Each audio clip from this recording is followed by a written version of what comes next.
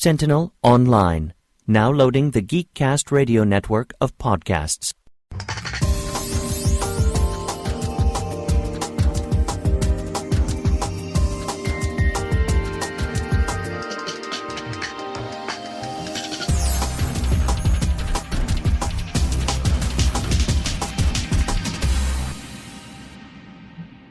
Hello and welcome to Altered Geek Unlimited episode 60. Oh my god! I know. I don't know if it's actually ahead or even with off the cuff. I think it's still one behind, isn't it? No, you're ahead now. You're two ahead. So. Oh yay! Because I got lazy and. Trust me, I was totally conscious of the fact that I was letting you, that you were paying. Because like the first week I was like, okay, now we're even. And the second week I was like, I guess you can have it. As Crazy Charlie Sheen would say, winning. But sorry, bad joke. So what's been going on with you guys? Well, I'm having a pleasant day. When does this episode typically go up? It'll be up Friday. This is Tuesday. So, as of right now, I'm on a plane to Las Vegas, so I'm broadcasting from the future. My mixer board died this week, and it's how I record all my shows, how they always sound super professional and awesome. Yeah, my nice 4-channel mixer, my Behringer, bit the dust this week, and this thing... When I lose a piece of technology, it's like losing a child. Like, I love this thing. Like, hell, I cried when my PS3 died. When this thing died, I went into a furious rage, because I'm like, live, damn it, live! Like, literally, I was, like, pounding the table. Like, it just never gets any easier. So that's been my week. Although, like, this weekend, I get to hang with UFC fighters, George St. Pierre, and... I'm just going to talk about Captain America the whole time because he was Batroc in Winter Soldier. Oh, nice. I'm going to say, yeah, I've never seen you fight, but you fought Captain America. So how was that? And, yeah, it's going to be interesting. So it's being sponsored by NOS Energy Drink and 7-Eleven. So I'll they still exist? Yeah, it's going to be interesting to do this because my wife can't drink NOS Energy Drink because she's got a blood pressure problem, whereas they're going to expect me to drink all this NOS. I'm like, are you sure you want to make this decision? Because there's no going back. I know what you get like on Red Bull, so... Oh boy, fun! But I get to see Penn and Teller, so I'm pretty excited for that. That will be cool. Yeah, so I'm hoping I get to cruise around Las Vegas and not burn the place to the ground. So this week has definitely been a mixed bag. What about you, other Michael? Well, first of all, pour one out for broken technology. That's right. Man, I can't think of the last time I had something break on me. Knock on wood. No, I've been, what have I been doing? I've seen you play Destiny a bit. Yeah, I mean, I'm still. Wow, it's weird. Like when I sit down and play that game with my friends, I'm having a blast, and then as soon as I sign off, I'm in the off the cuff Facebook chat, and my friends and I are just tearing that game apart. It closed Loot Cave, so I was very sad. I mean, there's more. There's other loot caves, so we're not worried about that. But we're just like, but then we jump back on and we play it. And we're having fun, we're having a good time, and then we jump off, and then we're just, talking about... It's like we're talking about a friend behind its back. It's like, yeah, we have fun hanging out with you, and then you get off, and man, that guy's a dick. I mean, basically, that's how Destiny is for us, and it's weird, because I know Danner and Joe have had experience with MMOs, before with City of Heroes, but myself and my wife and I believe Shanzi, we've never really experienced an MMO. We've always played games that are pretty much feature complete from the beginning, not games that evolve over time. and we just aren't. It's very hard for us to get in the mindset of playing Destiny, because when you sit back, one of the best things I heard, and it kind of makes me think, is that about Destiny is that it does not feel like a game that was in development for the shipped product, mind you. Does not feel like a game that was in development for 5 years by a team of 500 people that cost $250 to make. The shipped product does not feel that way. And there's a lot of stuff that's been coming out on Reddit about like what happened to the game in the last 12 months, because people have been compiling like from the video documentaries that Bungie did for the game, saying like this is going to be in the game and that's going to be in the game and you're going to be able to do this and that and the other stuff. People have been compiling all those videos and writing that stuff down, and then none of that stuff is present in the game. Did you hear about the bug that some people have had where it shows all the new content that's going to come out? Yes, and what's really disappointing about that is that content is actually sitting on everyone's system. Fuck me. That's And you can't access it? I don't know if people were able to access it or not. I just know that it's sitting on everyone's system, and that's another thing that we got in the off the cuff argument we got into, was about it wasn't so much because that came as like part of the day one patch. When you put Destiny in, you start installing it, and then you turn it on, you download another 15 gigabytes of game data. And everyone was kind of like, well, what is this stuff? Well, now we know what that stuff was. It's the story DLC that was supposed to come out in December, and and then the second one comes out in like January or February, and you're going to have to pay another $15 to $20 for that content if you didn't get a season pass. But the argument that we kind of got into in the Facebook chat was, was about day one patches. And I said there's a difference between a day one, like most day one patches for video games are balance patches.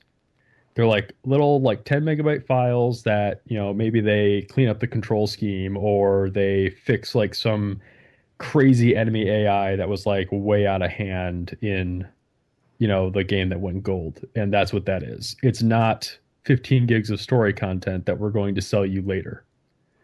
So there's some strife about that, because one of the things I was really hoping for was that the story DLC for the game, and anyone that's listening to this and listens off the cuff, you're probably going to hear me repeat the same stuff over again. But I was hoping that with that DLC that they might be able to expand on Destiny and open it up a little bit, make it feel a little more natural instead of as stiff as it is. But the fact that a lot of that DLC is already on people's consoles, just waiting for them to, buy an unlock code for, means that it's going to be more of the same, where you run around with your Dinklebot and stick him in a computer and he sets off an alarm, and then you start shooting stuff because he doesn't know how to hack properly.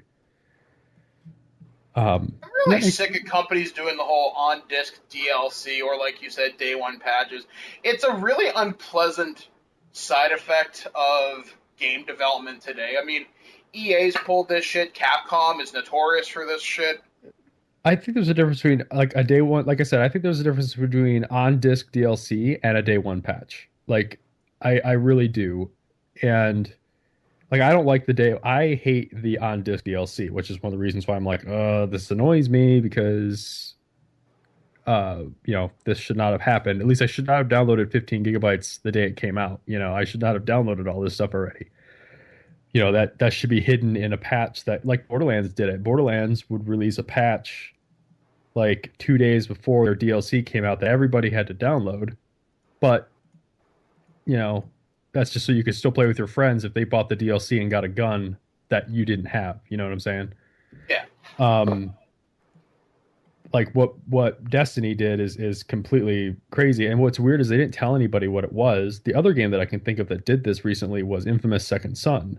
When you put that game in, it downloads another 5 gigabytes off of the internet for the game. But Sucker Punch told you what that was for.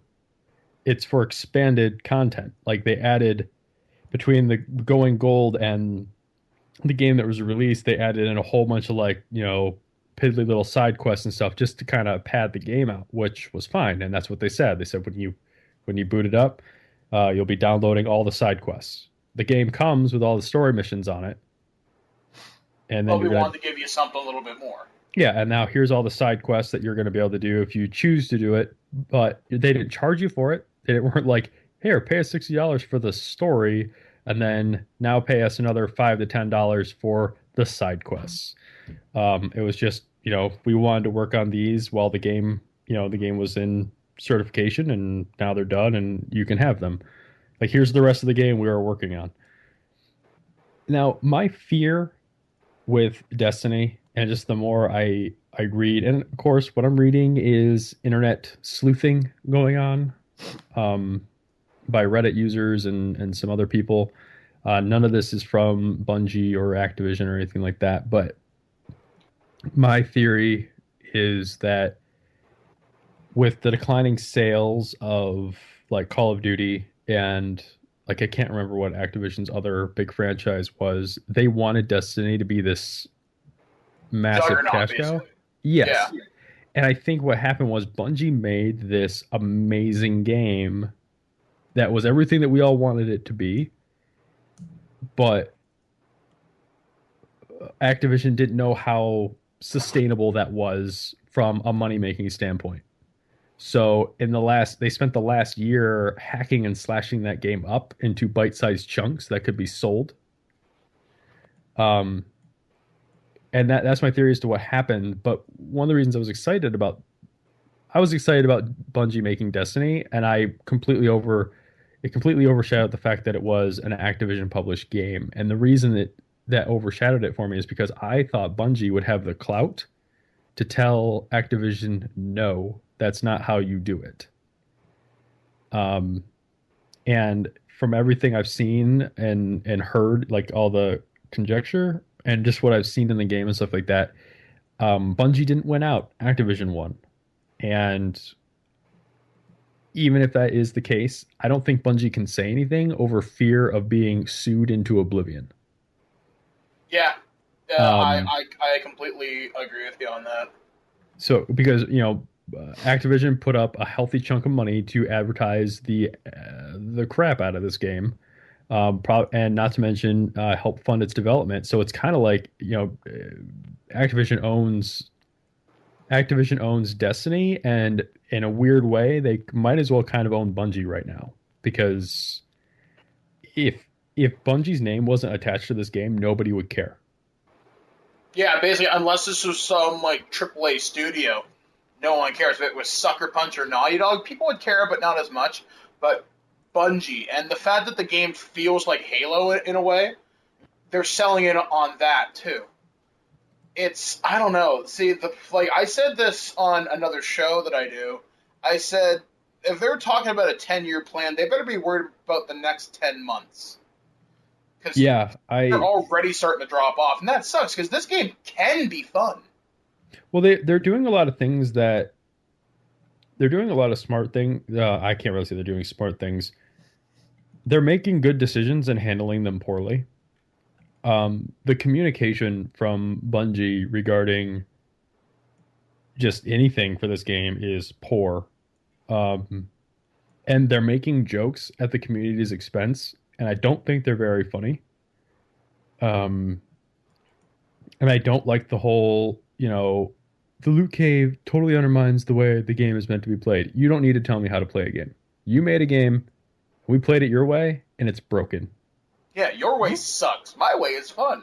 Well, shooting at a hole in the ground for 2-3 hours at a time is not fun, but it gets results. I just put on music and just kind of sit there and just kind of chill out and like hang out with people. But yeah, I totally hear you. Yeah, but I don't like them telling me that I'm playing the game the wrong way. And it's like, no, I tried playing the game your way. Your way doesn't work. And while I did the loot cave, the only thing I benefited from the loot cave was just being able to upgrade my Cryptarch and get weapon parts and like exotic materials for upgrading stuff. I must have gotten at least 10 purple engrams out of that, but none of them ever decoded as purple engrams or purple items. They were always blue or green. And I ended up having to just grind out and getting what's called Vanguard marks in order to buy my armor. Like I had to buy all of that. And one of the things I keep seeing Bungie call back to with regards to the loot cave and how it's not meant to be played that way is that they wanted all the loot in the game. They wanted you to be proud of all the loot in the game that you got. Like the gun that you pick up, they want you to have earned that and have it be this thing that you remember, like a story that you tell your friends. And while that's cool in theory, I can't tell you where I got a single piece of anything. Like even before Loot Cave or after Loot Cave. Like I said, anything I got out of the Loot Cave, I'm not using anything I got out of the Loot Cave. I used the Loot Cave stuff because it was not better than what I had. I use that just for parts and crafting materials. Every gun and piece of, like every gun that I have, I got for shooting some random dude on the way to doing something. And all the armor I got, I bought that. Like there's nothing epic about that. Like zero. Like you're failing at your own mission statement. Like one of the things I got, I can tell you how I got it. It was right place, right time. I got my exotic rocket launcher because I decided, I got 10 minutes to kill before I'm going to go to bed. I'll play a skirmish match. And through random chance, have an exotic rocket launcher. And I guarantee you, if mics were on, people would have been calling me names all up and down had that happen. So the game's a little too much of freak luck. Now, we should bring Steve back into this. Yep. And I have kind of because I think, Mike, you and I have kind of hit on something. Games that didn't deliver what they promised or things that maybe went wrong. I mean, one example, who here played Aliens Colonial Marines? Nope. Nope. Oh, no, I know. I know pain. No. I can talk with you about this. I have no firsthand experience with it, but I know where you're going with it. Yeah, like this is a game that was shown off by Sega and Gearbox for like probably 2 or 3 E3s, and the demo, the tech demo aboard the Sulaco looked amazing, and some of the stuff you saw on LV-426 with the aliens running down the hallway looked amazing, looked really cool. And then we get this game, and it's literally a cosmic joke, would be the best way to describe it. Stupid enemy AI, textures that look like they came at a late 2009. Let's just call it what it is. It's a GIF generator. So like the Star Trek video game with the Gorn. Yeah, like, and that's the thing, like, we're promised this is a canonical story, like Star Trek and Aliens Colonial Marines. And here's the shitty thing. This story, this piece of shit, is officially considered canon to the 1986 James Cameron classic. And here's the best part. Did you know Hicks is alive? He didn't die on the prison planet. No, that was some random Weyland-Yutani mercenary. Which evidently, Ripley couldn't tell by looking at him when they performed the autopsy. Like, Jesus, man! And it sucks because that game had promised so much, and it didn't deliver. And another game that was hyped up, I rather enjoyed it, though, was Halo ODST. I loved it. I loved it, too. A lot of people consider that the worst game in the franchise. Blasphemy. See, the music. The sound design in that game is beautiful. Well, see, for me, the only of the 7 if you count Halo Wars, of the 7 games in the Halo series that matter to me, ODST and Reach are the only ones. Those are the ones that actually, it's funny, those are the ones I like the most. I feel like those two did the most with story in game. Yes. Whereas, like, I have played Halo, Halo 2, Halo 3. I have not played Halo 4, which is just a pretty looking Metroid Prime. But I feel like playing through those, the story, I had no idea what was going on. And I bring this up all the time with people whenever I bring up Halo. I'm like, I have no idea what's going on. And a good 75-80% of the time, I hear, oh, you have to read the books. And the other, 20% of the time, I get agreement that no idea what was going on, but the mechanics in it were really fun. Which I agree. Halo is a very competent first-person shooter, and it's a lot of fun to play. and there's a lot of cool things going on, but I have no idea what's happening. And ODST and Reach, just the way that they were presented, like there was story there. There were characters you did care about. Yep. And it's not that people didn't care about Master Chief or Johnson or Cortana. There was a relatable element with those other games. And I don't know, it seems to me like in the last couple of years, just things in the game industry are just, I don't feel they're where they should be. I mean, I can think of another game that was supposed to blow open the world in a huge way. There are two games I can think of. Street Fighter X Tekken, or Cross Tekken, was supposed to be a huge deal. It was supposed to be this huge Namco Bandai Capcom crossover fight. It's supposed to take the world by storm. Then we find out there are 12 characters locked on the disc, and people discover them by just mining files. That sucks. And the game by itself sucks. And there was another game. This was done by id Software, the guys who did Doom and Quake. There was a game called Rage. Yep. They even went so far as to promote it in Breaking Bad's 4th season. This game also sucked. And they're just, I don't know, it's like we get these unrealistic expectations because we get these flashy press conferences, we get all these really cool things, and it's not where I think it should be. I mean, another game that I think let a lot of people down, but they went back and fixed it, was Mass Effect 3, with the laser color ending, which pissed a lot of people off. But they went back and gave us the extended cut 6 months later. Which I think that whole thing was BS. I don't think they should have done that. See, I'm glad they did because I want to see what happened. And I'm most happy with the ending where you choose control and Shepard controls the Reapers and rebuilds the galaxy. I liked getting that kind of closing, but the lasers ending, I could see how that could be fulfilling for some, but not for all. Having not played it, I'm just looking at the bigger ramifications of feedback to a game, maybe? Of feedback to anything. Imagine if they had done, just hypothetical here, imagine if they had done that to, like, Lost. Or, the last chapter of any given book had been rewritten because, fan reaction to it was so, like, wrong. Or, like, I don't know, any movie where, it didn't end satisfactorily. Like, I feel like just it sets a bad precedent. It sets a bad precedent for the artistic vision. Would that be what I'm looking at here? Actually, have either of you seen a movie called The People versus George Lucas? Yes, I have. Okay, so Steve, I'm presuming you haven't. No, unfortunately not. There's an argument in the movie that says, when does a piece of art, or who does the piece of art belong to? Does it belong to the artist, or does it belong to the people who are going to consume it? And Mike brings up a very interesting point there.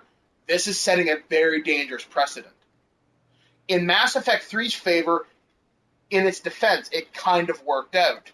But at the same time, if we compromise once, what's going to happen Okay, I know what you're talking about here. Yeah, I mean, especially with George Lucas going back and re-editing these things every few years, saying this is now his definitive vision, this is now this is now that.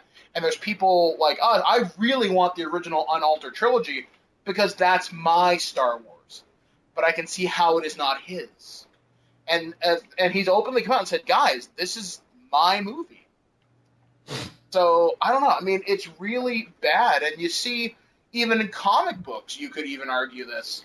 When a popular character dies. Hell, right now in comics, they're killing Wolverine. You know fan reaction's going to suck. You know he'll be back. Same with Superman. Well, they always come back. Yeah, I mean, it's comics. No one truly stays dead. I mean, there's a great short film on YouTube. It's by Max Landis, and it's called The Death of Superman. And it's basically explaining how Superman he changed comics in the 90s because he killed death. it made it mean nothing. And I think that extends to other pieces of art as well. And with companies compromising like that or not compromising, or even, like I said, companies telling us you're playing the game wrong, I don't know. I'm not liking a lot of where this is potentially headed. Well, okay, here's the thing. I compare. I do a lot of comparison with when I'm talking about Destiny to Borderlands. Um, and I honestly, the loot cave and stuff like that, while that's fun in Destiny, I never expected that. Like patching that out, I completely, I'm okay with that. Like I'm completely with them okay going in there and removing it. But for them to say you're playing the game wrong, that or to imply that frustrates me. Go ahead, fix your game because we found a hole in it, but don't sit here and tell us we're playing it wrong.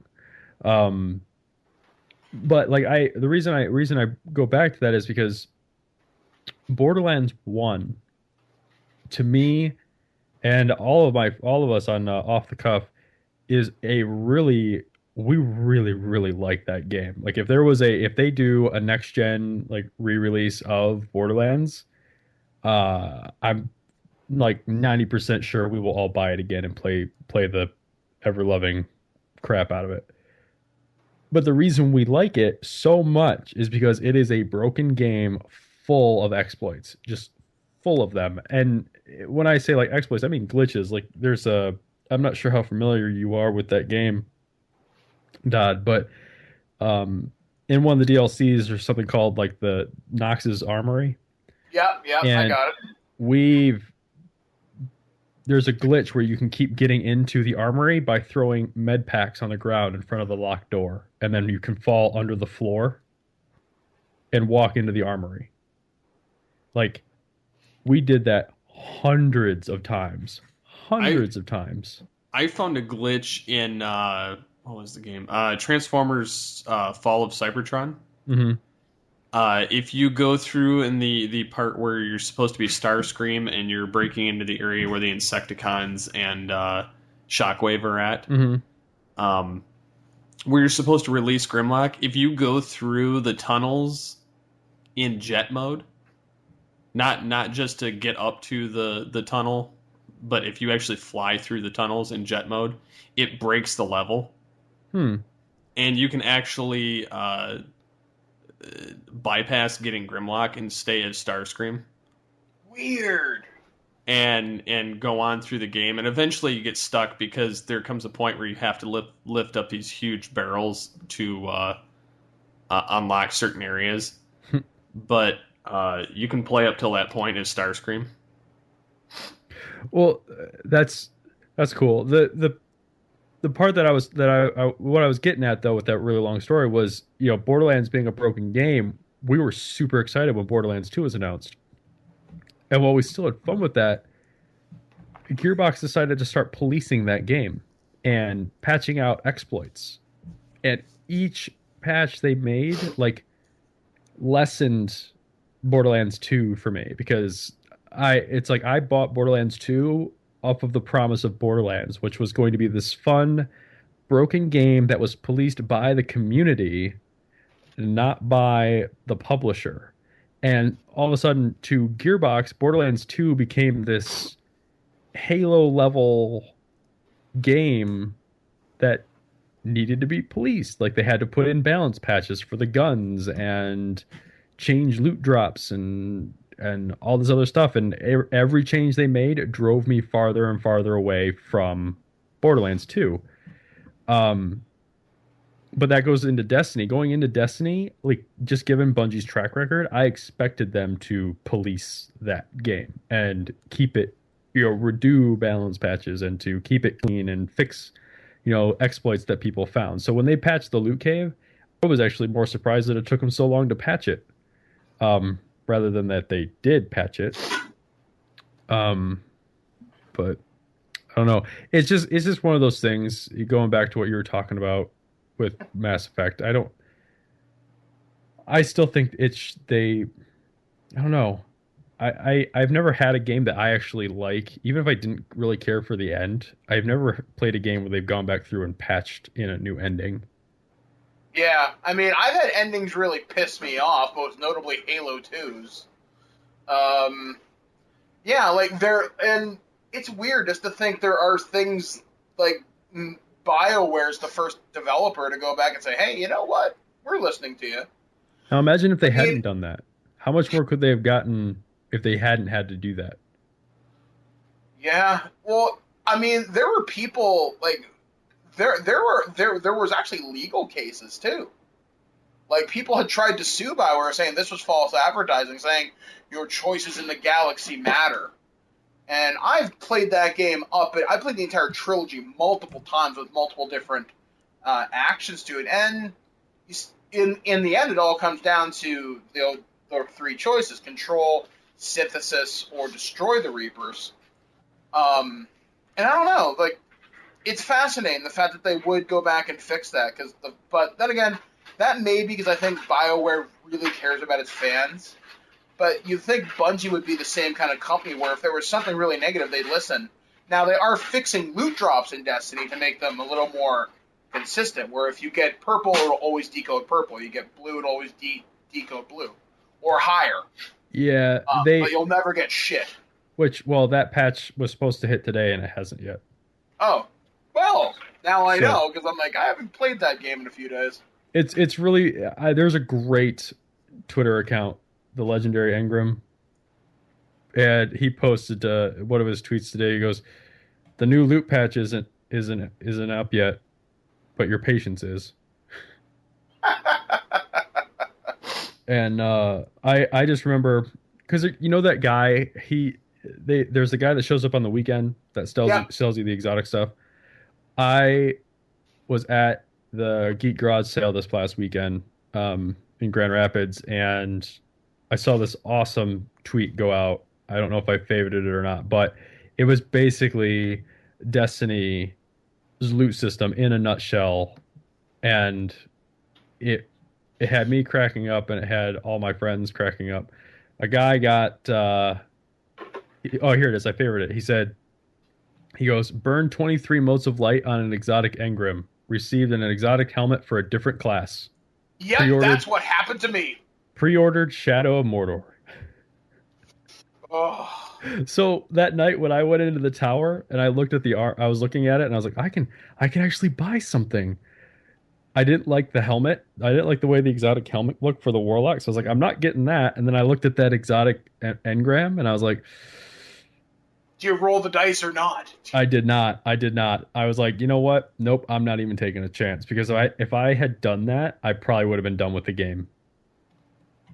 Like at that point, if I had wasted all that time I spent into getting those coins, if I had bought that thing and it turned into some green level crap, I probably would have been done with the game. But that said, I screamed when I had that happen. Oh my god! Hold on, someone's bugging me. Fuck off. To get away from Destiny though, what I've kind of decided to do, and this is the view I had from the game from the beginning, was that it would be a game that I would come back to like over the long haul as something to play when I'm waiting for another game to come out. And I'm pretty much just going to go back to that because by the time we're done with like Grand Theft Auto or The Crew or Assassin's Creed or Far Cry 4 or any of those games, like all that story DLC will be available for Destiny for me to yes, of course, purchase, but I'll want to because I'll be starved for something to play. But it's not. I'm bummed that it's not as rich as what Bungie was promising, and I don't know whose fault that is, but I'm willing to put the blame on Activision over Bungie. But yeah, I mean, honestly, I imagine Activision's corporate offices look a lot like Mordor. And there's somebody sitting on top of this throne, like Bobby Kotick, and just sitting there stroking this big beard and just laughing over piles of money. And it sucks. And I don't like I said, I'm not liking the way that some of these games that are coming out now are like It's just something to play until something else comes. There's nothing I really stick with. One of the things I have stuck with since the game came out in March is I've stuck with Titanfall, and it just got its final map pack this past week, actually.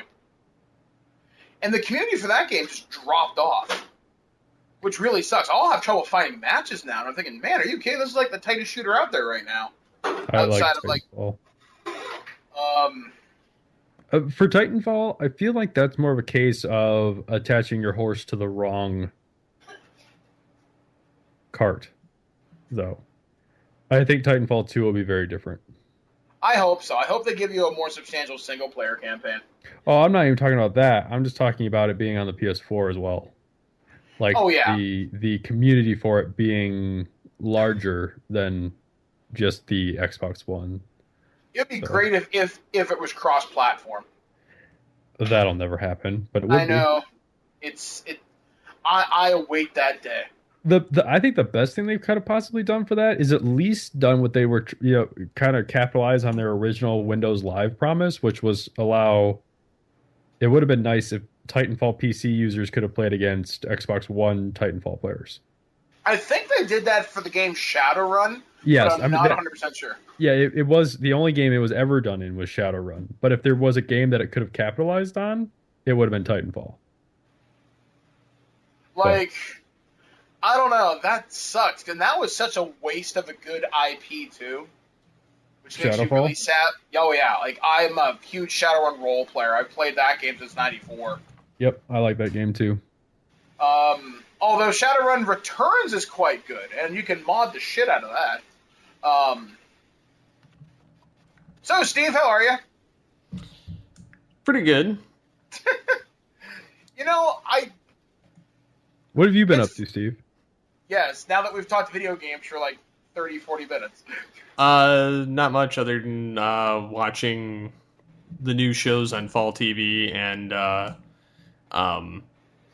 playing Diablo 3, which it's getting increasingly difficult to find people to play on the game with because I think most people are on the expansion at this point. I can't bring myself to spend the $30 to buy the expansion because I never like the Diablo expansions once they come out. I always feel like I got screwed. So that's partially why I'm still playing the original. But I've also found that I've been playing Unreal Tournament 3 still, which funny enough you can still play online.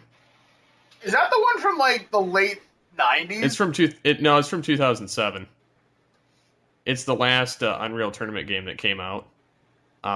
And funny enough, the developers are on their own now, kind of. I mean, they're still with their company. I think Activision was one of the ones that was doing it, but or Epic Games or whatever. But they're developing Unreal Tournament 4. And it's going to be completely free. That'll be fun. But it's going to be PC only. So... But I've been playing Unreal Tournament since '99, the original one, and then 2004, and then Unreal Tournament 3. So that it's same thing with the Diablo games, and then kind of piggybacking on your patching to police and fix the game. That's pretty much what Diablo 3's done since day one. Well, here's a question for the panel. What do you think about games going more towards multiplayer instead of focusing on a lot of single-player content? I actually hate it, but that's more so because unless I'm playing on my PC, I can't play the game with other people. Like and even then, if I lose my internet connection, I'd still like to be able to play the game. Whereas, when I play Diablo 3, I'm kind of screwed if I don't have internet because I can't play the game. Unless I had it on my Xbox, but even then I don't really want to for the fact that I don't want to buy the game again.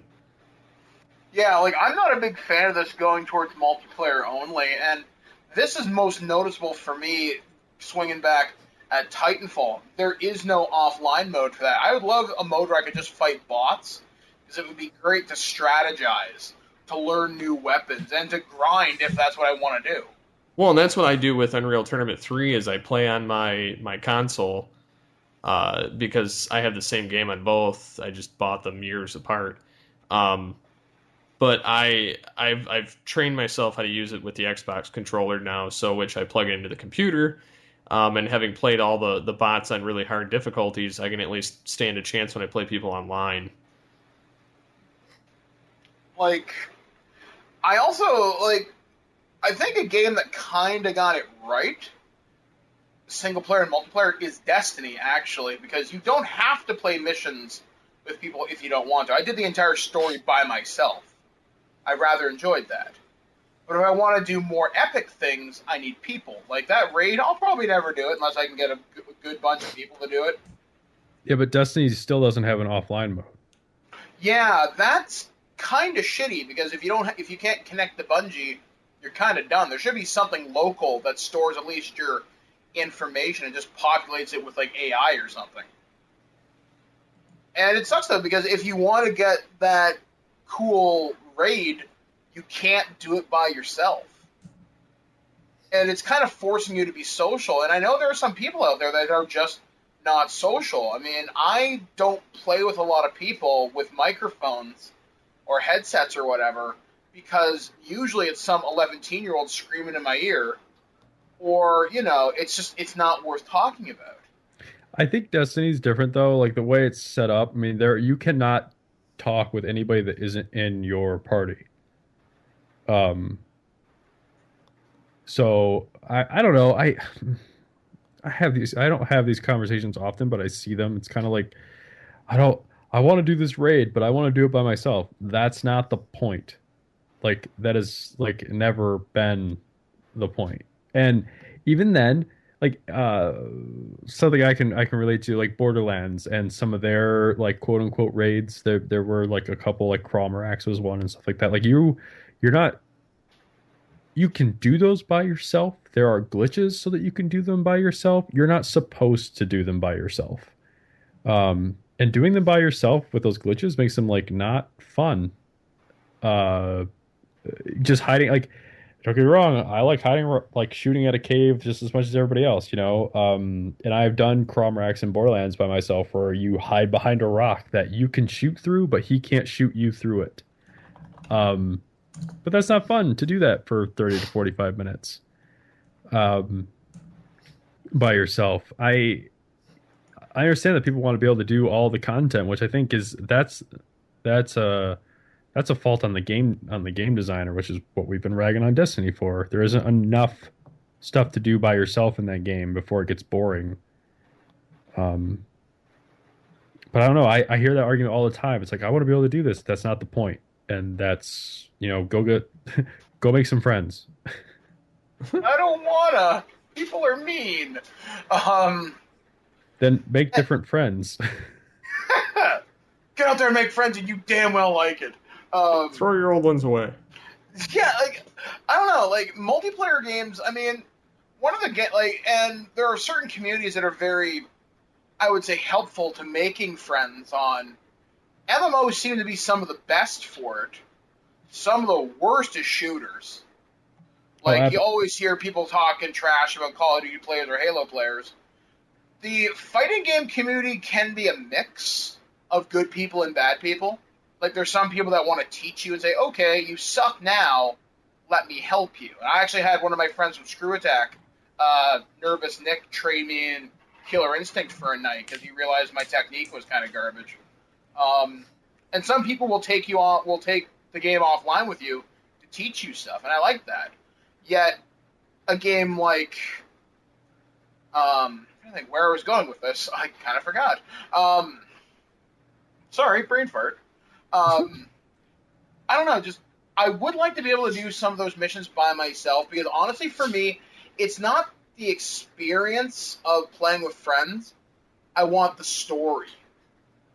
And sometimes with everybody talking in a fire team, it can get really, really distracting.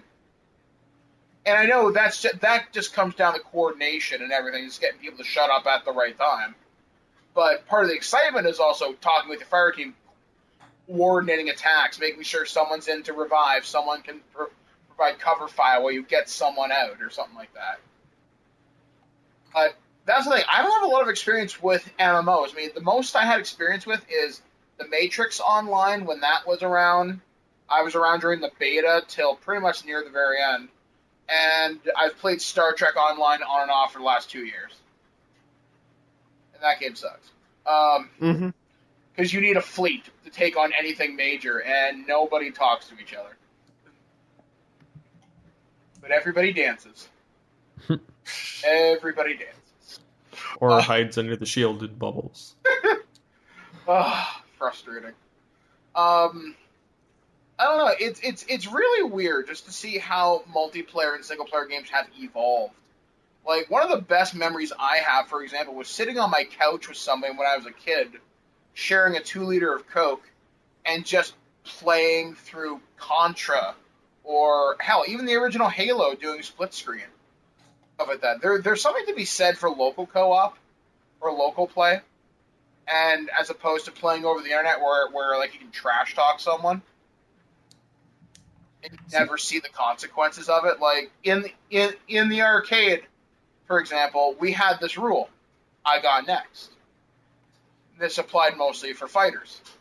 You put your quarter down on the machine and you say, I got next, and that means you're in line. The person behind you puts their quarter down, and so on and so forth. And competition was a lot more pure, I would say, when you had that. Things have changed so much now.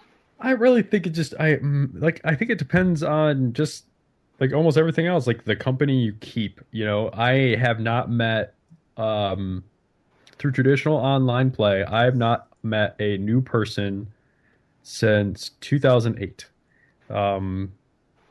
Because, and the reason for this is because every time I go in to play Call of Duty or something like that, my friends and I, we immediately start a party. And we don't interact with the other gaming community because we don't want to listen to, a 12-year-old insult our sexual preferences. And that's just the way it's been since 2008. Just you hop online, you start a party chat, then everyone figures out what game they want to play, and then you go and play that game. Now, I will admit there is a certain pleasure I get because in Call of Duty, I'm a notorious camper. But when I have an exceptionally good game, I will admit to leaving the party so I could go into the actual game chat and hear people call me out. Now I won't engage them. I will go in there and listen to them swearing up and down like, yeah, fuck you, or F you, Booth Ninja, yo, you effing camper, blah, blah, blah. And I will just sit there and like listen to it like, yep, I'm getting exactly what I want out of this. And then I'll just go back in my party and hang out. And every once in a while, I'll get the voice message that they'll send you on Xbox Live or something like that, calling you out. And I'm like, oh, okay, thanks. That was pointless. That's charming. That's true. Yeah. But yeah, everyone I've met, I haven't met anyone new since then because of that, that very thing. And I have a very close-knit group of friends that we move from one game to the next. So there's never an issue with finding people to do stuff with. Destiny was actually the first game where we actually had problems with their fire teams being capped at 3. Instead of the traditional 4. It was kind of like, how are we going to do this? Okay, so since we're all in a party chat, we'll just, there's 4 of us, we'll just break off into groups of 2, and then 2 more people will get on. It's like, okay, now we have 3 fire teams, but there's no way we can play on the same server together.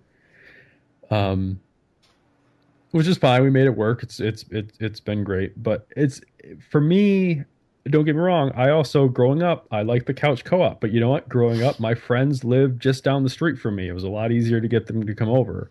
Now, I mean, most of the guys that I do off the cuff with, one of them lives in New York and 2 of them live in Grand Rapids, which is like an hour and a half, 2 hours away from me. So it's kind of like, well, how are we going to be able to play games together? So really, online gaming to me, like what I do with online gaming is kind of just like using it as like an interactive chat room, if you will.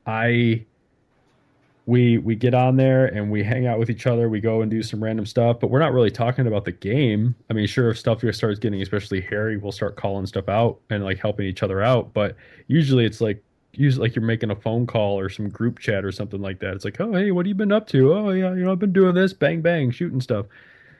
Which is why one of the reasons I've been championing so long for Activision to put a paintball mode in Call of Duty. Because I really like playing the Call of Duty multiplayer stuff, but I just as casually as I play it, I wish there was a multiplayer mode. Or not a multiplayer mode, a paintball mode. So like kind of like from GoldenEye, where instead of just shooting a bullet at somebody, I see like a little spray of blood. I like to see a little splash of color. But That could be a lot of fun, actually. I just think it'd be interesting because I don't play it like competitively. I just play it to have fun with my friends. So if I could, it's kind of like the modifiers you can turn on in Halo, where if you get a headshot, confetti shoots out their head. Like, why is that stuff not in Call of Duty? I'm surprised that's not actually in Destiny, like the birthday grunts thing. Birthday thralls would be wonderful. But that's how I kind of look at. If you're listening. That's how I kind of view multiplayer. It's just another extension for me to hang out with friends that don't live down the street from me. I prefer the couch co-op thing. I actually like it. I have a friend that comes from out of town every once in a while, and we hang out on the couch for the evening, just passing the controller back and forth, playing games, and that's just as much fun to me as hanging out with them online. Exactly. Like for me, I love playing fighting games. When my friend Vito and come over, we both get our fight sticks out, and it's such a different experience when you could hear the click of his stick going into the. You can hear him starting to roll out a Shawrukin or charging like a Balrog move or something for Bison. I love that. There's something about, and also feeling the table shake ever so slightly as you're pressing your buttons, getting out your like combos and stuff like that. For me, I love local because it's a more tactile experience. Plus, you're not going to call someone a bunch of big names when they're sitting right beside you unless you're some tough guy. Some of the stuff I say to my friends, I would never say online. Oh, we do. We say all of it. There is no differentiation between what my friends and I will say to each other in person and what we'll say to each other online. I guess that's true with me too. I don't really hold back, but I wouldn't say it to a stranger. And you see what happens because people will get swatted if you know what that is. Yeah. Yep. I've recently heard that. Steve, have you heard of swatting? Yes and no. Okay, so swatting is, let's say, person A kicks the crap out of person B in Call of Duty. Person B takes it really personally. Person B decides to call the cops on you, saying you're holding a family hostage and people are dead. The SWAT team then kicks in your door. This is swatting inside of a nutshell. I can't imagine people taking it that far. I mean, it's a video game. What the hell's wrong with you? Well, it's the same reason people think couch co-op. It's the same reason people think video games cause violence. Yeah, you gotta blame something, I guess. Anyways, one thing I would love to bring up with you guys have you guys seen the first 2 episodes of Gotham now? I watched episode 1 yesterday and episode 2. Just before we started recording this, but I'm saving my overall thoughts for remote control. You think it's getting better is basically what I want to get from you guys. Is there potential? It's hard to say. I'll say this. The entire time I was watching the second episode, I was thinking of the squandered potential of not having this be set in the Dark Knight universe. I mean the films, like the Dark Knight, within the Dark Knight trilogy. Just that type of squandered potential. But I'm gonna keep watching it, but I don't want to say too much more than that without it being on remote control because I don't want to repeat myself.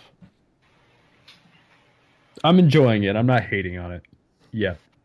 I like it, but I want to love it. It's not Arrow. Yeah, I'm kind of torn. I really don't want to see 10 years of Bruce Wayne growing into a punk-ass kid that becomes Batman. You don't want to live to see Batman's balls drop, basically.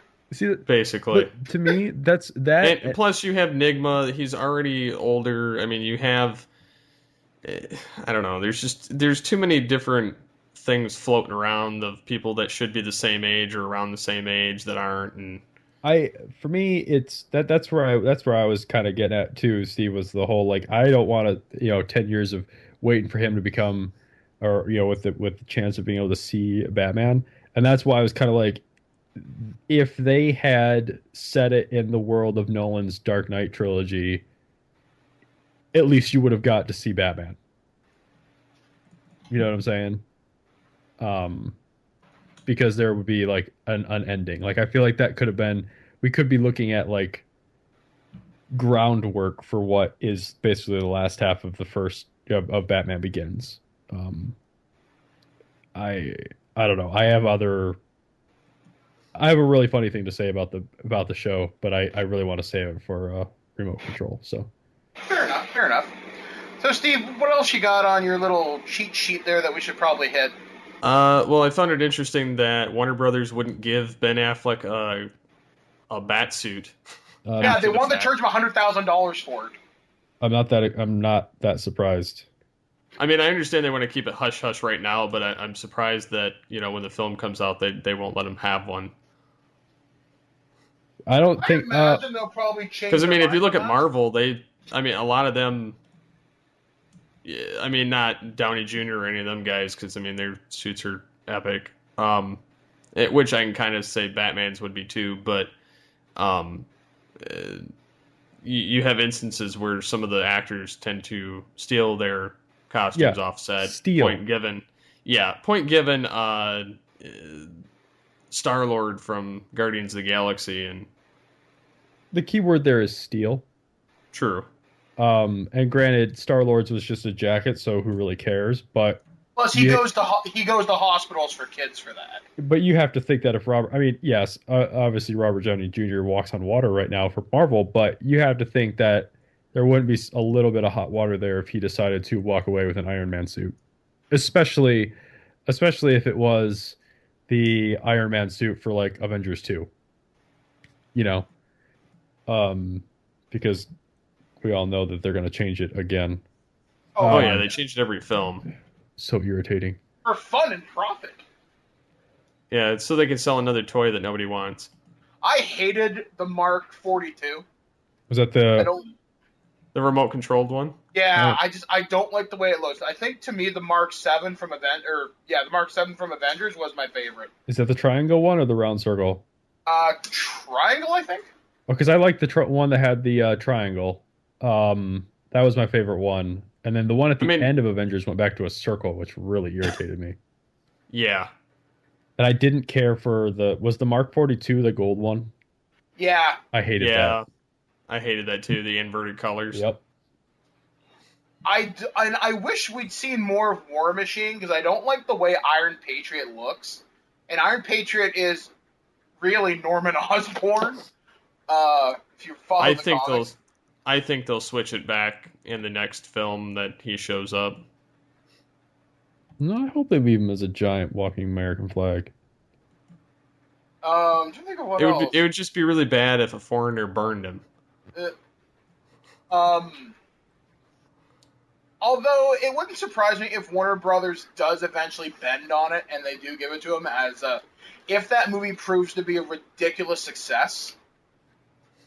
But it's got I think it will be cool. I don't know if it's going to be their Avengers. Oh, I don't want it to be Avengers. I want it to be better, but yes, I want it to be better than Avengers. I don't know what to think yet, but there's so many damn rumors floating around about it. I don't really want to comment about it, but everything I've seen so far, like the Batmobile, the Batsuit, I'm not hating on it. I love what I'm seeing so far. There hasn't been a thing announced for this movie that makes me hate it, other than the title. Yeah, the title I think is kind of it's terrible. The title sounds more like something for the DC animated universe. Which, like Batman Superman movie. Ta-da! I don't know. I don't know if you heard Dodd. I said on here before, I think the way that DC should handle their stuff is just one-off mega movies, not necessarily connected by continuity. That could be really cool, actually. Which it sounds like it sounds like that's what they're doing. Like, you got the Batman versus Superman, the next one is called Justice League. Like they could do like Doom, So they could almost do like what they're doing with the DC animated universe. Exactly. Yeah, just exactly. The one-offs. Just do like no continuity. It's just there. Yeah, like why we or there would be a loose continuity because it'd be the same characters. I'm just saying, like, I don't think they need to follow the same blueprint as Marvel, where it's like you're telling one continuous story. It's just you can still do your singular Batman movie, your singular Flash movie, or whatever. I just think that they're big movies. I don't think that they need to be. So, like, they can have a small hook in it, but not really. It could stand alone if it needs to. I think the best way to do it. I think the best way to do it be like, you get your 3 Batman movies and you get your 3 Superman movies, but Ben Affleck is going to still play Batman in Justice League, but it's not, and that's the only link that it is connected to his Batman movies, is that it's still Ben Affleck playing Batman. Like, I don't think you need to have like Batman 2 tail end into like Justice League. You know what I'm saying? Yeah. Because that's essentially what happens. All these heroes are doing their own thing somewhere at some time, and then all of a sudden it's like, oh, here's a major event. Whoops, we're all together now. Okay, let's go. Ha ha ha. It's not everyone tracking down the same thing, and they're like, oh, you were on this too? Oh, maybe we should have called each other before running into each other here. What are your stances on films that are splitting in two for the final film of something, such as Harry Potter? Now maybe? there's rumors. Well, now there's rumors that Avengers 3 is going to split in two. If the story demands it, I'd rather have 2 good movies as opposed to one really long one. But I'd like the option for a supercut. See, for me, I think the only opposing argument I've heard to this split would be that contracts for Captain America and Iron Man are running out. And to renegotiate for a 2-part Avengers 3 would cost them a lot of money, which, granted, the movie will probably make a lot of money, and it's not like they don't have the money for such contract negotiations. The thing is, though, would you want to see, Avengers 3 Part 1 with Captain America and Iron Man, and then have them exit in that and not be in Avengers 3 Part 2? There's just stuff like that to consider. I don't really have a problem with it. I'm tired of the Part 2s. Like calling it a Part 2? Yeah, like, I don't know. Like, and obviously they're doing away. Is it... Because it's not Avengers 2 Age of Ultron, is it? It's just Avengers Age of Ultron. Actually, I think you're right. I think it's Avengers Age of Ultron. I think the numerical thing was an 80s thing. I think that they could not have to do it. And I think because to date, the only numerical Marvel movie is Iron Man. Yeah. They've intentionally removed the numbering from them so that the sequel thing doesn't get overdone in their franchises, which is smart. So it's, I don't think it'll be Avengers 3 Part 1 and Part 2. I think you'll just have Avengers, like, I don't know, maybe they could do like the Avengers Infinity Gauntlet Part 1 and the Infinity Gauntlet Part 2. But I don't know. I'm okay with it. I can't, it's kind of like you see that you could have seen it coming because everyone's doing it. I don't think Harry Potter was the first one to do it, were they? I think they were, because then Twilight did it, and now Hunger Games is doing it. Yep. See, for Hunger Games, it kind of makes sense because there is a lot to set up. Harry Potter, I think it was necessary. For Twilight, no fucking way. Well, Twilight was definitely a money grab.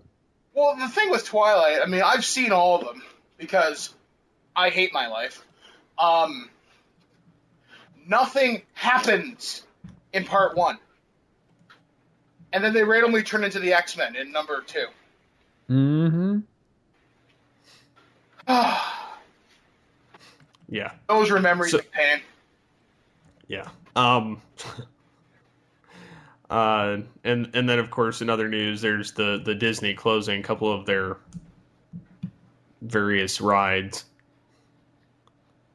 like their backlot tour, which I've only just recently seen like last year because it's the only time I'd been to that park, but which was kind of interesting. But I'm sorry, I'm just not interested in Disney stuff. yeah. Can we talk about Microsoft's inability to count? Yeah, I think that's actually hilarious. I didn't have that on here, but because it kind of came out after the fact and I was in class. Windows 10. First they go like XP, which was a complete jump from the year thing. You know, they had 3.1, 3.11, and then they went 95, 98, and then all these other numerical and you know, Millennium and XP and Vista, and then they go 7 and then 8, and I guess 8.1 would technically be 9. No, but it's 8.1. I know it's 8.1, which is like the 3.1 back in the day. And then I don't understand where 9's being skipped, which means 10 should be garbage. Now, are there really only 9 Windows operating systems, or is this actually the 10th one? There's more than that. Well, I mean, let's be honest. ME doesn't really count. Well, Millennium's like a bastardized version of XP that was crossed with 98. I thought that was 2000. Same difference. It was kind of a bridge. It was a throwaway bridge between 98 and XP for home users. I think it was the first time they played around with the NTFS for home use. And then of course, you know, there's, you know, Vista, that's the shit version of 7, and 8, which is probably the shit version of what's coming out. Because I know they bring back the start menu and virtual desktops and basically make it like, I think maybe they're trying to go for that OS 10 vibe. Someone said they should have just. First of all, when I'll say this, when I first heard it was being called 10, I thought they should have just shot right for 11. Thinking of what's that movie? Spinal Tap. That would have been kind of funny. I was thinking they should have. Are you familiar with what I'm talking about, Steve? No. There's a scene in Spinal Tap where they're talking about, was it speakers or amps? Amps. So they're talking about a guitar amp, and the knob on the amp goes to 11, and he's talking about how most amps go to 10. He's like, ours goes to 11, and the guy that's doing the interview isn't really getting it. And he's like, well, why wouldn't 11 just be 10? And the guy's like, because ours goes to 11. And I was just that's the first thing I thought of when they announced this. I'm like, well, why not just make it 11? But then someone else jumped on it later in my Twitter feed saying they should have just called it Windows 11, because then at least they'd be one better than Mac OS 10. There's people trying to figure out where the hell the 10 came in. I think they should just name it after animals like Mac does and use fictional animals. Like a liger. The unicorn? Unicorn, Windows Unicorn. This is Microsoft. I don't know, Dragon OS or something. Call it Unicorn. Yeah, it's mystical and never been seen. That's what happened in 9. And then they can tie in My Little Pony to it and sell it to kids. See, it'll be great. Like, seriously, horrible. What is... I know that this new CEO wants to make everything universal, though. That's fine. Microsoft's had a problem for the last year. Yeah. More than that. Like, the last, 18 months, they've had, a marketing problem. Someone over there is smoking something when it comes time to name a product. I don't know what's wrong with them. You know, there's some guy in a back room going, you know what would really fuck with the people? Let's call it 10 instead of 9. Well, it's kind of like the comedian Brian Regan. You guys familiar with him? Mm-hmm. And his spiel about serving sizes? Yeah. is like, hey, come here, look at this carton of ice cream. It says a serving size of spoon. There's one spoon. I sent it out like that. I'm just gonna leave it. I don't know what's wrong with them. It's like they're on something. It just harkens back to their whole space point plan for currency. I don't know. They need to learn how to count. Anyways. Well, at least it's better than having a Tetris movie. Why does it look like they just my god. Why does it look like they just slap Windows 8 on everything? On where? Windows 10. Like this one picture that everyone shows that I keep seeing across my Twitter feed, which is like Windows 10, and it says one product family, one product, or one platform, one store, and it looks like they just slapped Windows 8 on everything. Probably because they didn't have an official picture of 10. But this looks like an official slide. Maybe it is. Why wouldn't you just call it Windows? Because it would confuse people. They would be like, I have Windows. What version? How about DOS? They should just call it Windows DOS. Microsoft DOS. I don't know. Just call it DOS. That would really fuck with people. But I know that they're bringing the start menu back, which is kind of nice for people that like to get to all their applications. And they have their kind of new goofy Metro thing built into the start menu, which, whatever, I'll take it. But I don't know. I don't know how it's going to go. I'm kind of curious. I'm more so excited about the virtual desktop app or ability. I've had that. Than I am of the actual operating system. I've had that ability. I don't know what the point of a virtual desktop is. Yeah. Emulation. I don't know. I can have more than one desktop set up with certain crap. Like one could be my podcast screen, and one could be my gaming. You think that? Now, here's the thing. You think that until you get it all set up that way, and then one day, like, the next day, you're, on your general productivity one where you're just kind of playing your games or whatever, and then it's time to do a podcast, so you just open up your podcast app in that one. Like, it's one of those things where it's like I think it's, for me, like that kind of stuff works when you have like a multiple screen setup, but like when you I have two screens. But I mean more than that. Like, I just feel like when you, like, it's great in theory because you get it all set up. It's like on this desktop, I'm only going to do my podcast stuff, and over here it's only going to be stuff to do with like working on the website, and this one is going to be when I'm just looking at Facebook, and then one day you're looking at Facebook, and then it's time to record a podcast, and instead of taking the time to Alt Tab 2 or whatever it is to go over to the other desktop, you're just gonna open up Skype in your Facebook desktop, and you're never gonna go anywhere ever again. Like, yeah, that's true. That's what's always happened to me. Like I've tried to organize like my workflow that way. Like this, everything here is just gonna be this, but it's like you just start doing whatever you want to do from whatever desktop you're on. Makes sense. I think the last thing I'll touch on before we close it out, because we did have some listener comments, but I'm kind of curious, and Dodd and I talked about it on Future Imperfect a little bit as we talked and bashed the Abrams verse, more or less. The William Shatner speculation. I haven't even read a single article about it. I've seen the headlines, but I'm not reading it because every time I read the headline is, yes, let's make it suck even more. Like, Future Spock is, if I could point at one thing that has ruined the last two movies for me, it's Future Spock.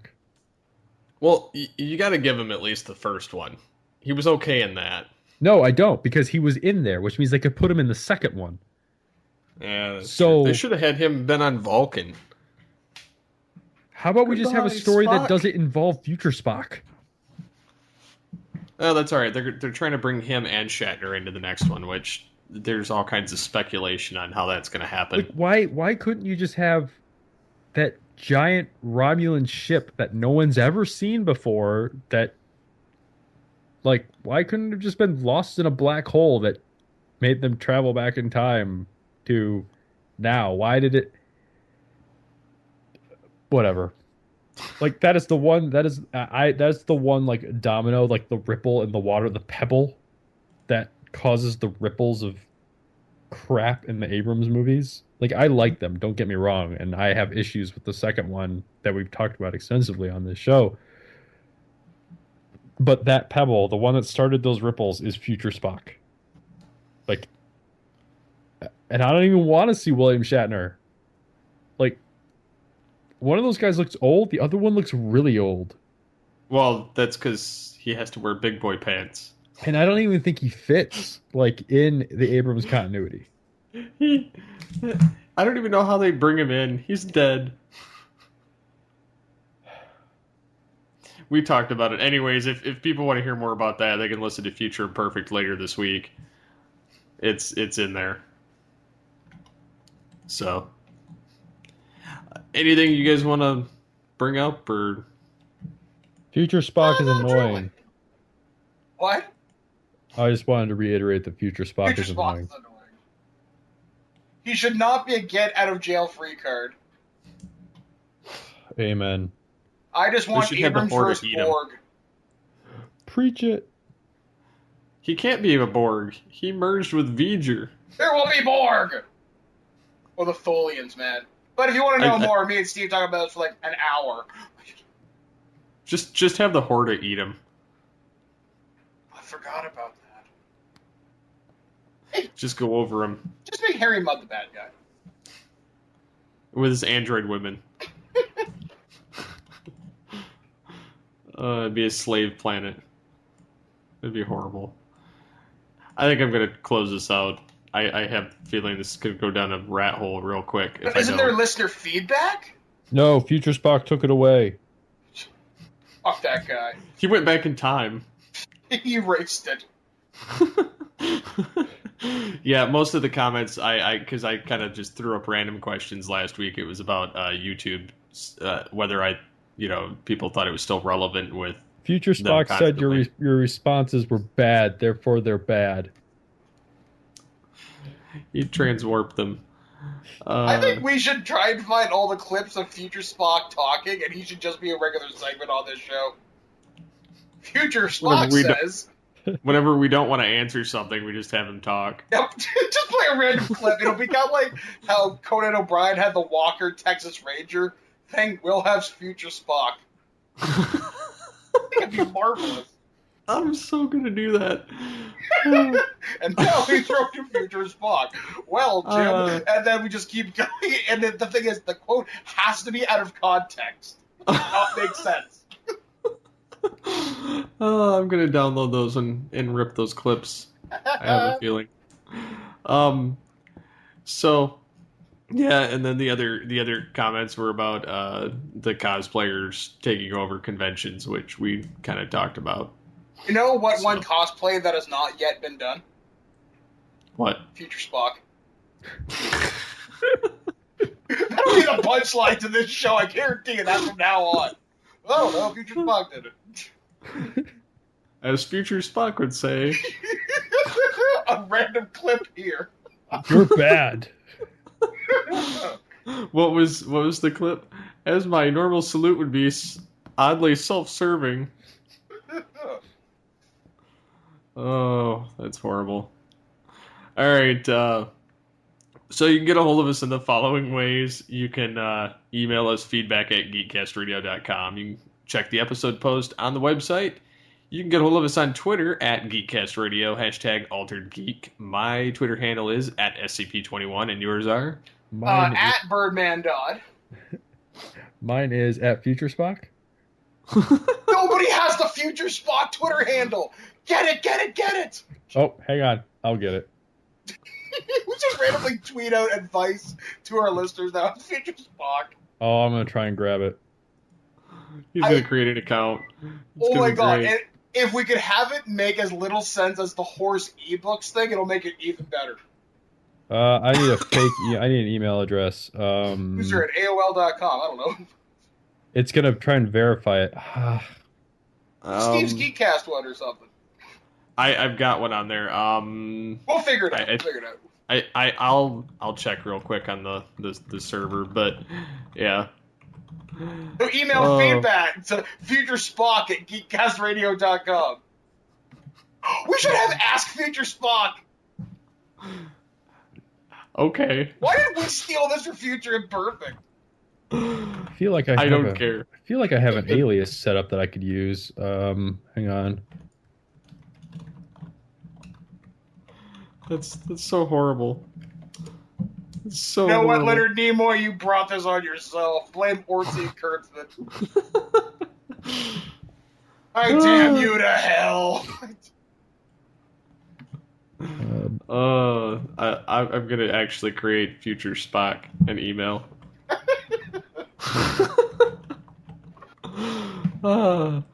That's horrible. We're very bad nerds. Okay, so you're making an email? Yes, it's gonna be futurespock@geekcastradio.com. When's it set? Let me know when it's set up because I'll use that as the Future Spock at geekcastradio.com. Yeah, it'll be that. I'm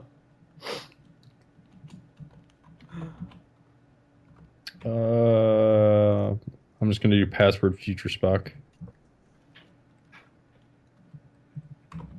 This is gonna be marvelous. Is it set up? Give me a second. I'm gonna give you the password.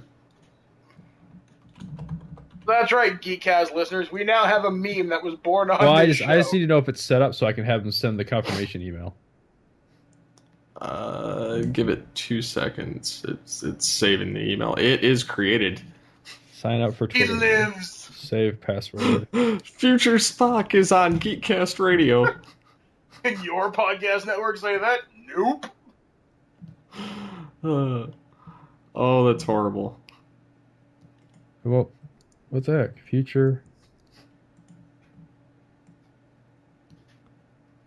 So if you'd like to ask a question to Future Spock...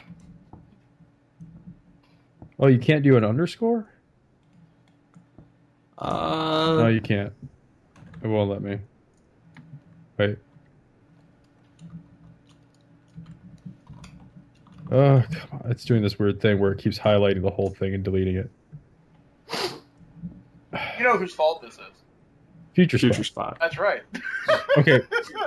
Future Spock is not taken, but it's just all one word.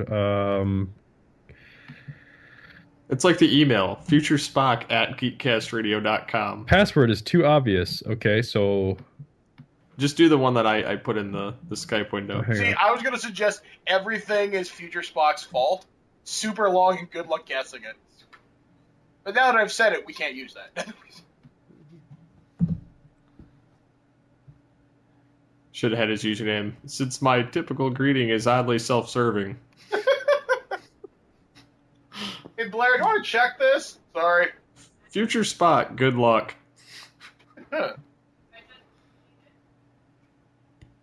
Okay, let's go. Future Spock. No, uncheck that. Continue. I'm sorry if this is boring to people. Hey, don't worry. You are witnessing the birth of what will surely be an internet legend.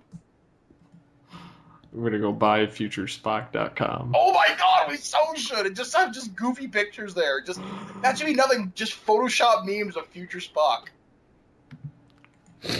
Hey, Steve. What? Guess who just followed you? Future Spock. What's yours, Dodd? At Birdman Dodd. You know what's funny? If Geekcast Radio follows Future Spock, there must be history there.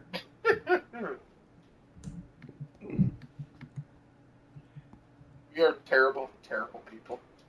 I'm so glad I know you. So until next time. Future luck. Spock followed at Booth Ninja 81. What? Ha ha ha. Okay.